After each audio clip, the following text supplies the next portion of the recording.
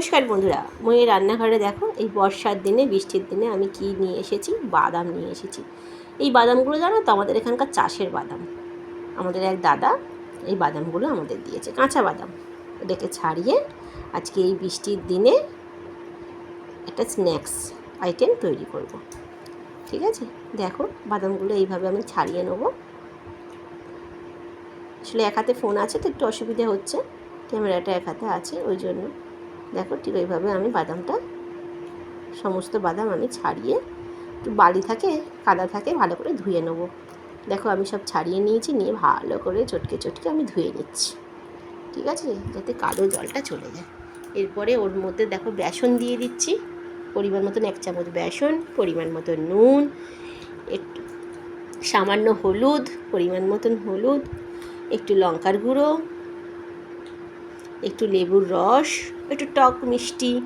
Snacks বলে কথা, একটু টক মিষ্টি ঝাল থাকবে না, চায়ের সাথে দারুণ লাগবে।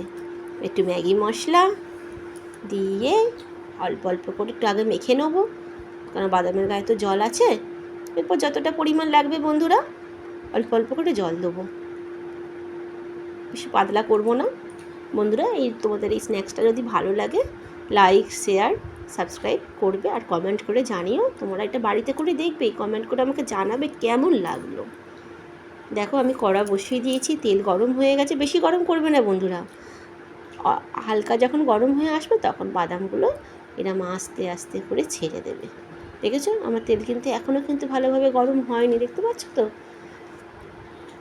আস্তে আস্তে করে বাদামগুলো ছেড়ে দেবে, তা না হলে কী বলো তো, ওপরের কোটিংটা পুড়ে যাবে আর বাদামটা না মুচমুচে হবে না, ভেতরটা ন্যাতানো ভাবটা থেকে যাবে।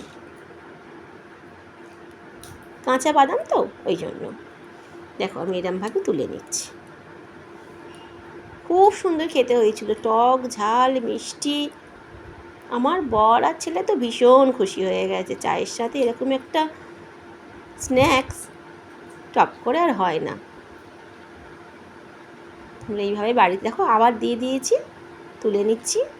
তোমরা এইভাবে বাড়িতে করো। টাটা বন্ধুরা।